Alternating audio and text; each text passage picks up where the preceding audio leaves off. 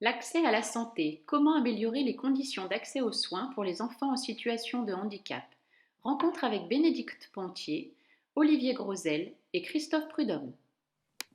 Enfance et handicap, l'accès à la santé, tel est notre sujet aujourd'hui. Comment améliorer les conditions d'accès aux soins des enfants en situation de handicap? Je suis heureuse d'accueillir aujourd'hui trois invités. Olivier Grosel, directeur du service régional AFM Téléthon Auvergne-Rhône-Alpes, docteur Bénédicte Pontier, qui est médecin au CHU de Clermont, et Christophe Prudhomme, ergothérapeute au CHU de Clermont également. Je vais leur laisser la parole, qu'ils puissent se présenter en quelques mots. Monsieur Grosel. Donc, Olivier Grosel, effectivement, je suis directeur du service régional FM Téléthon Auvergne-Rhône-Alpes. Donc, la FM Téléthon est une association de malades et de parents de malades nationale et qui a deux missions principales, c'est guérir et aider.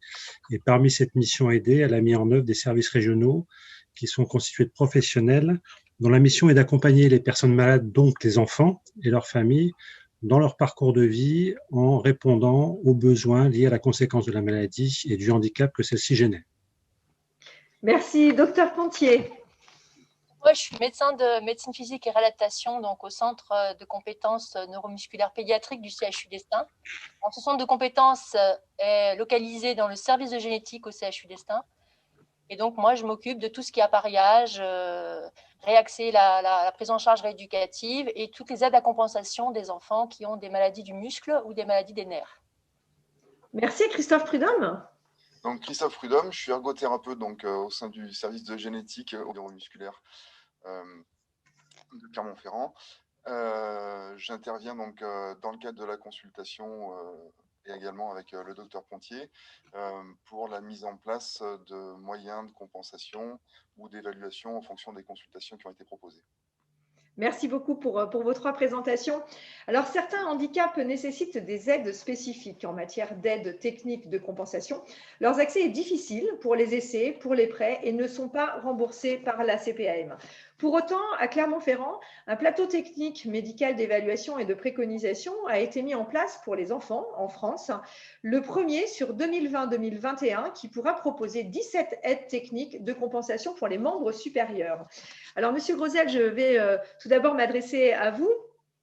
L'AFM Téléthon a cette devise « Innover pour guérir, le combat des malades et de leurs familles ». Je crois d'ailleurs que c'est l'affiche que vous avez juste derrière vous. L'AFM Téléthon est une association de parents et de malades qui mène un combat sans relâche contre les maladies génétiques rares et lourdement invalidantes.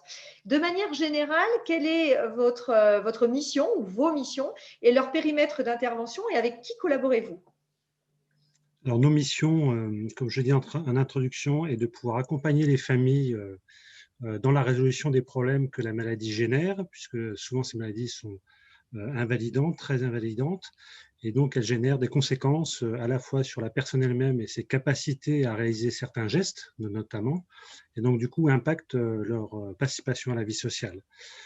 Donc pour ce faire, on a accès à un certain nombre de domaines, que ce soit du domaine social, mais également du domaine de santé, puisque la première chose à pouvoir mettre en œuvre, c'est bien évidemment d'abord un diagnostic et puis une prise en charge médicale et une proposition de soins pour améliorer les conditions de vie et la qualité de vie de ces enfants, puisque là aujourd'hui on parle bien des enfants et des jeunes. Et donc dans ce cadre-là, on a un partenariat privilégié avec le CHU de Clermont-Ferrand, donc la consultation spécialisée neuromusculaire du centre de génétique dans lequel interviennent Dr Pontier et Christophe Prudhomme. Et on travaille de concert ensemble à la fois sur l'orientation des malades vers cette consultation, mais également sur les préconisations et les répercussions dans le quotidien que ça peut avoir auprès des familles. Voilà, après je laisse les soins de préciser l'organisation des soins à travers la consultation. Alors justement, parmi toutes ces actions, on vient de voir, vous venez d'illustrer votre travail collaboratif sur ce projet d'unité de compensation du membre supérieur. C'est un projet innovant qui s'inscrit dans la stratégie de l'AFM au national. Dans quel cadre s'inscrit-il et à quels besoins répond-il ? Il répond aux besoins du droit à la compensation que l'association défend depuis maintenant 20 ans, c'est-à-dire permettre à chaque personne qui est touchée par une situation de handicap de pouvoir compenser le geste que la maladie l'empêche de faire, parfois gagner en autonomie et conserver sa participation à la vie sociale. Donc c'est un enjeu stratégique pour l'association que ces besoins soient reconnus, pris en compte et pour lesquels on apporte une solution.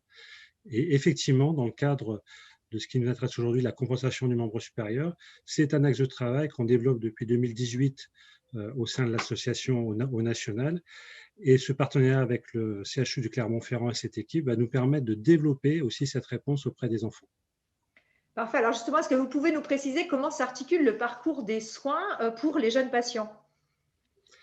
Alors, notre fonction au niveau de notre service, c'est bien de pouvoir identifier les besoins des enfants et de les orienter, les enfants et leurs parents, vers les consultations spécialisées, vers les experts de ces différents domaines. Et donc, en l'occurrence, on travaille avec la consultation du CHU de Clermont-Ferrand, du site Estin. Alors, Monsieur Prudhomme, je vais m'adresser à vous. Lorsque l'on parle justement d'aide technique et de compensation des membres supérieurs, de quoi s'agit-il exactement? Est-ce que vous pouvez nous donner des exemples concrets? Quels sont les types de fonctions que cela concerne? Alors, on a deux types d'aides techniques. On a les aides techniques de compensation qui permettent d'accompagner ou de soulager certains mouvements. Et on a aussi des aides techniques de suppléance qui viennent suppléer une fonction perdue. Donc, quelques exemples. Au niveau des aides techniques de compensation, on a les aides à l'appréhension avec des pinces motorisées, les aides techniques pour augmenter la force globale de la main avec des gants d'aide à l'appréhension, des aides pour reposer les avant-bras qui sont, donc ces aides sont fixées sur un bureau ou un plateau pour aider au niveau de l'écriture ou l'accès à l'informatique. On a également des aides pour suspendre les membres supérieurs et permettre de retrouver une mobilité dans les différents axes de l'espace. Ce sont des aides qui sont soit mécaniques, soit électriques. Et on a également donc les aides de suppléance, comme le bras robotisé qui permet de ramasser par exemple des objets qui sont au sol, prendre un verre d'eau, ouvrir une porte, des choses de ce type-là. Et on a également des aides techniques à la prise alimentaire qui vont suppléer pour la fonction pour tenir une cuillère, prendre une fourchette et autres. Voilà. Et donc notre rôle est du coup d'anticiper la maladie par rapport à la perte de fonction des membres supérieurs et à la mise en place de moyens de compensation pour maintenir une indépendance dans les actes de la vie quotidienne. Très bien. Alors, ça s'adresse à de jeunes patients, comme on l'a vu. Docteur Pontier, combien de personnes est-ce que cela concerne? Comment font-ils aujourd'hui? Et quel est l'objectif de ces nouveaux équipements? Alors, donc sur la région Auvergne, on est à peu près 166 à 200 consultations par an pour des jeunes avec une affection neuromusculaire. Je pense qu'il y en a à peu près une cinquantaine qui ont une faiblesse des membres supérieurs ou une perte de fonction totale qui pourraient bénéficier d'essais un peu systématiques de ces outils. Ce qu'il faut savoir au niveau organisation, c'est des consultations en fait qui sont, on le fait tous les 6 mois pour les enfants qui ont une maladie du muscle et du nerf, et qu'à l'issue de ces consultations multidisciplinaires avec le neuropédiatre qui s'appelle le professeur Sarret, qui est responsable du centre, et ben, à l'issue de ces consultations, on peut proposer de manière systématique des aides de compensation pour le repas, pour l'ordinateur, un bras robotisé complet, et donc ça c'est un lieu unique. C'est le premier en France pour faire des essais. Alors, actuellement, bien sûr que ces besoins existent, mais en fait, vu qu'ils n'ont pas connaissance de ces aides, ils les demandent pas, on leur propose pas, et on a très difficilement des prêts par les revendeurs, puisqu'il n'y a pas d'aide financière par la caisse primaire d'assurance maladie.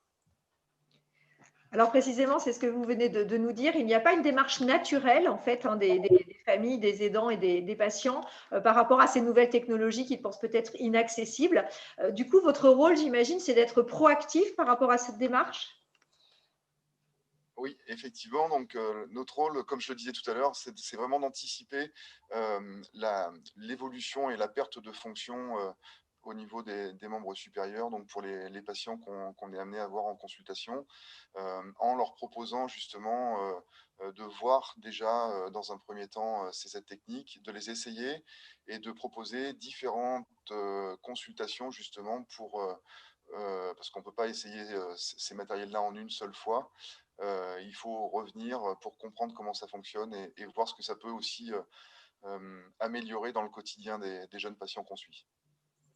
Parfait. Et donc, Monsieur Grosel, j'ai même envie de dire que ça va bien au-delà, toute cette démarche. Il n'y a pas des effets cachés quelque part. Est-ce que ça ne permet pas un levier, notamment, qui pourra, on l'espère, permettre ensuite de nouvelles prises en charge? Oui, tout à fait. Bien sûr, c'est l'objectif supplémentaire. C'est-à-dire que actuellement, il faut faire la démonstration de l'utilité et du bien fondé d'un système et d'un principe pour pouvoir le faire prendre en compte par les pouvoirs publics. Donc, tout l'intérêt de cette démarche, c'est actuellement, effectivement, vous l'avez redit, la sécurité sociale ne prend pas en charge le coût et ce sont des coûts élevés. Donc, si on veut qu'un maximum d'enfants et de jeunes puissent accéder à ces types de techniques, il faut absolument que politiquement et législativement, il y ait une évolution sérieuse et donc on puisse proposer aux familles une prise en charge des frais qui sont associés à cette compensation-là et à ces aides techniques-là.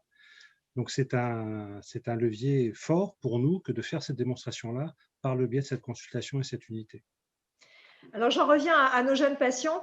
On a vu ce que peut apporter concrètement avec Monsieur Prudhomme tout à l'heure ces nouvelles compensations. Mais y a-t-il pas un enjeu beaucoup plus fort, celui de l'autonomie notamment?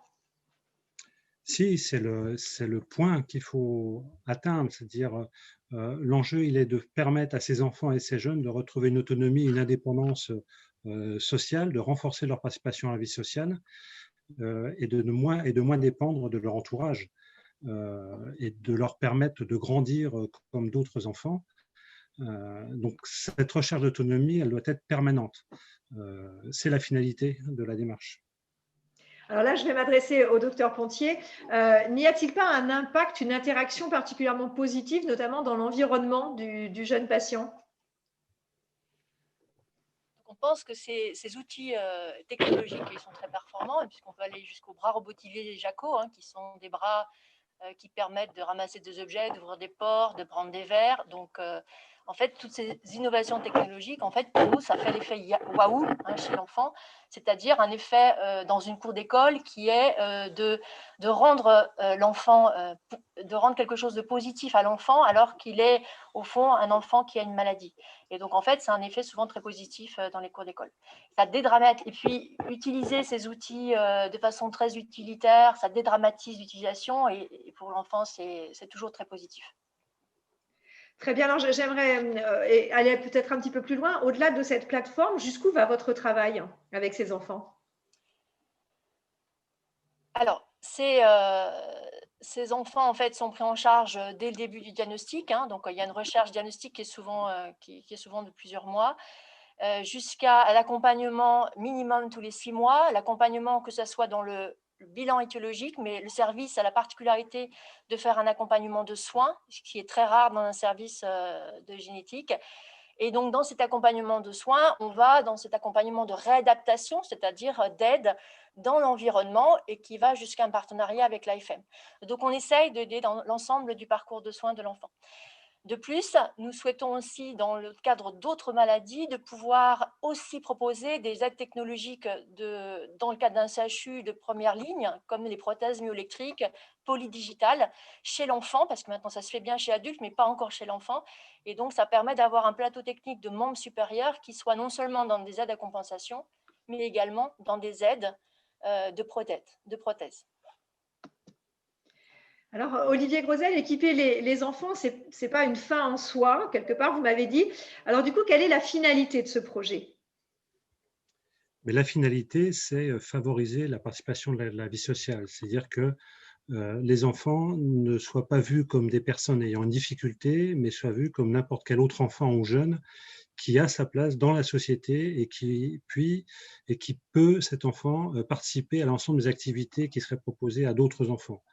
L'aspect technologique, l'aspect financier, l'aspect médical, certes, n'oublions pas que la finalité pour cet enfant, c'est pouvoir retrouver un geste et une place au même titre que ses frères et sœurs, par exemple, quand on parle d'une famille. Merci beaucoup. Christophe Prudhomme, quant à vous, l'enjeu, est-ce qu'il ne s'agirait pas plutôt de simplifier l'accès à ces solutions?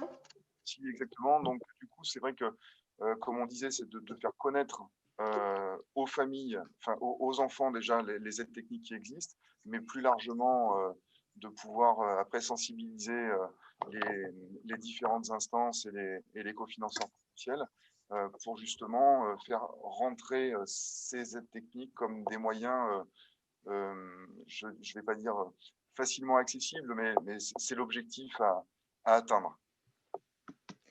Merci beaucoup. Alors, on a vu de manière globale sur le temps qui nous est imparti de quelles sont ces compensations, est-ce que cela peut apporter à tous nos jeunes patients. Un dernier mot, peut-être pour conclure. Je commencerai par vous, docteur Pontier. S'il y avait un message que vous souhaiteriez transmettre aux familles, quel serait-il? D'abord, le transmettre déjà aux enfants, c'est avoir plus de liberté par rapport aux autres enfants et avoir plus de liberté par rapport à leur famille. Christophe Prudhomme? Le message pour moi, ce serait oser essayer, passer au-delà de l'image que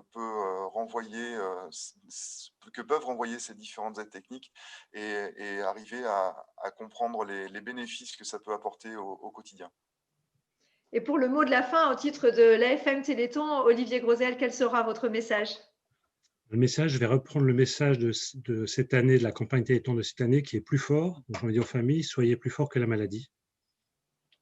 Merci à tous les trois d'avoir accepté de répondre à nos questions.